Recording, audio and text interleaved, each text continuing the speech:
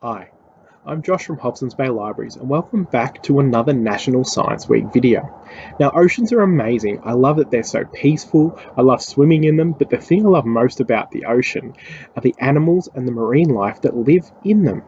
Some of us are lucky at home to have our own pets. We may have turtles, we might have fish in fish tanks. We're very lucky, but some of us don't. So today we're actually going to make our own thaumatropes. You might not have heard of that before. This is a thaumatrope. This little thing here, that's what we're going to be making. Now, I'm going to show you how to do it and tell you what you need first of all. Definitely get some help with an adult or someone who's older to help you with it, because you do need to use some scissors to cut them things out, but it is really easy to do. So first thing we want a straw. So I've got my straw here. Paper straws are better. This is all I could find, but at least it's the color of the ocean.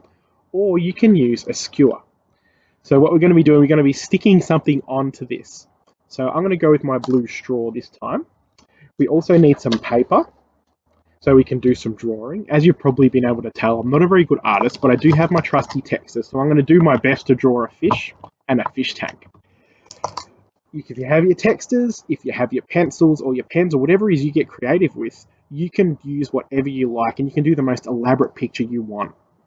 But what we're going to do is stick them on with either blue tack, which I'm going to use, or some sticky tape. So first of all, I will move my things out the way. I'll go to my paper. It is a lot easier to fold it in half. If you can fold a blank piece of white paper in half. Once you've done that, you can cut out a general circle shape. Now, it doesn't have to be perfect. Circles are really hard to do perfectly anyway. But if you cut out a circle, it's going to make it easier to draw on. So I'm just going to cut it in half. And then I know, because I folded it in half, that my circles are roughly the same shape. So once you've got that, you can cut that as well. So cut the bit that joins them, and you have two perfectly identical shapes. So once you've done that, on one of the shapes, draw a fish tank. So I'm going to get my fish tank ready. I don't know if you'll be able to see it that well, but I'll do my best. So there's a fish tank. It's not going to be anything fancy for me because I'm not a good drawer, but I've got my tank. I want some water, some nice blue water. I'll hold it up when I've finished so you can see. Maybe do some streaks of water in my tank. Maybe do a little bit of green for some coral in my tank. Something nice for the fish to swim through. And there's my fish tank. I'm sure you can do a lot better job than I can, but I'm doing my best. All right. The other shape we've got, the other circle, we want to draw a really cool fish. So maybe you could draw your favorite type of fish. It might be a clownfish, it might be a goldfish, it might be an angelfish, it might be a shark. You can draw whatever you want. Whatever you want to live in your fish tank, you can draw a turtle or a little mini whale if you want, as long as it can fit on this piece of paper. So I'm going to draw a little fish, maybe a bigger fish. Don't draw it too big. You don't want it bigger than your fish tank. So you can have your fish tank next to it and have a look and think, oh, is that going to fit in my fish tank? Because it won't work if your fish is bigger than your fish tank is. So I've drawn my little fish. I'm going to give it a little bit of red. And I'll show you what I'm doing in a minute. Red fins and a little bit of green on its tail and its eye. Okay. There's my little fish. So see how that goes. The next bit's the bit where we do a bit of sticking. So it's really easy, and then we got to do some exercise with our hands. So I'm sitting outside at the moment because it's not too bad out here, but I'll definitely have to warm up my hands before we use the thaumatrope. All right, so if you go to the top of your straw or skewer, and you want to stick it on the back. So I'm going to get a piece of blue tack. Doesn't have to be much, and stick it on. So if you stick it on the back, so it looks something like that. So you've stuck it to the paper and you've stuck it to the straw. Then we're going to get our fish. And we can just press our fish right on. It's so much easier when you have blue tack because you don't have to do any fiddling around with sticky tape. So we've got our fish tank on one side and our fish on the other.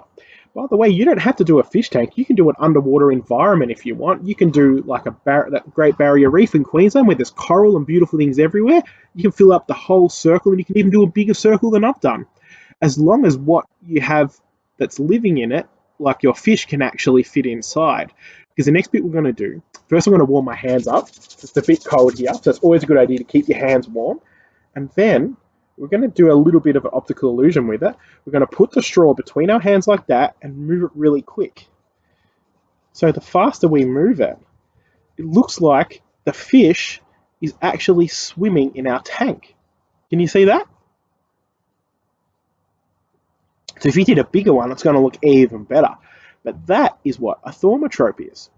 As you move it from one side to the other, your eyes adjust and you can actually see more than one thing. So it looks like the fish is actually in the tank. Pretty cool optical illusion. That's that easy. Here's one I did earlier. Got my two fishes and my two tanks. So a skewer or a straw, you can do it on whatever you like. But I hope you had fun making a thaumatrope today, and you can do a whole bunch of different things. So experiment and have fun creating. Thank you. Hi, welcome back for another National Science Week activity. So what we're going to be doing now is making an ocean in a bottle. So we'll run through all the supplies that you'll need to make your own ocean. Firstly, we've got our bottle. Our ocean is going to be in here.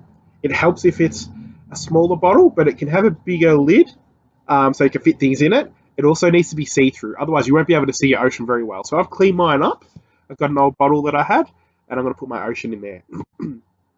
We also obviously need some water, so it's good to have a jug or a kettle or something you can pour it safely from. To help us keep the oil and the water in our bottle, I've got a little funnel that's just going to help us pour. I've got some blue food dye, which we can use, food colouring. We only need a drop of that. Just put a drop in the water to make our water blue. You don't want to put too much or it won't be see-through, but we'll get to that. We've got our oil. You can use vegetable oil, you can use baby oil. Any oil works, but you do want to make sure that all the supplies and ingredients you're using have been okayed by your parents. So you want to probably be doing this experiment with an adult. You probably want to be doing it somewhere outside so that if you make a mess, it's not too bad and you can clean it up and it'll dry. And you also maybe want to be doing it near a sink or something, a covered top. I've got my special fish covering for my table outside, so that works well. Also, you can add other things to your ocean. So I've got a few rocks. If you can manage to get some shells, being in Hobson's Bay, there's shells around. So if you go for your daily walk and maybe pick up a few little shells, that might be handy to put in there. But I've got some nice shiny quartz in my rocks. I've also got an octopus and a fish to go in my ocean. So let's get started. So first thing I'm going to do, I'm going to prepare my ocean water. So I'm going to get my food colouring. I'm going to put one drop, one little teeny tiny drop in it. Drop. Oh, I've got a couple of drops, but that's okay. We don't need to mix that around. That'll stir on its own. Once we put it in our bottle and mix it, as you can see, it's looking pretty cool. It'll go round in there and make it all blue. So we'll wait a moment for that.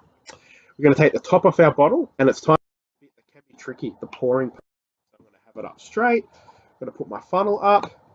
And what you want to do with your funnel, you don't want to put more than, you want to put about half or a little bit more than half of your water in the bottle, okay? So only half fill it. No matter what size your bottle or container is, you only want to put about half. Nothing more than that. My funnel takes a little bit to come down. It's a smaller funnel. You might get lucky and put a little bit more in yours. I'm going to put a little bit more than half. So there's my ocean. My nice blue ocean. We're going to take our funnel off. The next thing we want to do is add our ingredients. So I'm going to put my rocks in first. So, bloop, bloop. Oh, little bubbles popping out. That's always fun. Then I'm going to put my animals in. My animals are tricky because they're so big to fit in my thing. So I'm going to squeeze them up a little bit and then re-expand them once they get in there. So once they're wet, they should come back. So this is the tricky part for me. You might have little figurines or something you can put in your ocean a lot easier than I can. Oh, it popped out, made me wet. That is completely fine. That is the fun of water experiments. I'm also going to put my fishy in. Fishy's a lot easier to put in half. So gets fit out the way. And there's the fishy. Hopefully it expands. Hopefully we can wave our ocean around. It looks like it's not coming up, but that's okay. I am going to now put our oil in. This is the trickiest part. I might actually give it a go. I might shut the lid first, get our ocean moving a bit. Get out the way, fishy. Ah, there we go. So there's our ocean water. Our little octopus is sticking its head up, so that's pretty cool. All right, above the water. Next thing we're going to do is add the oil. So I'm going to say, I'm a bit wet now. So what you're going to say is get your funnel, and then we're going to be tipping our oil in. See, this is really easy and simple, but it does create a little bit of a mess. So we want to fill our oil up for the rest of the bottle. And as you'll see, the oil will not mix with the water. Amazing substance. They don't go together. They meet each other and they stop. That's some science right there. So still pouring, pouring, pouring. I'll give you a close-up of my ocean in a bottle once it's full, because we're going to be making some waves in a minute, because waves are fun. So here we go. I think that's about as full as it can get. Aha, perfect. So there's my funnel. I'm going to put my lid back on my oil because I hate to knock that while I'm making waves. And then we put our lid on our bottle.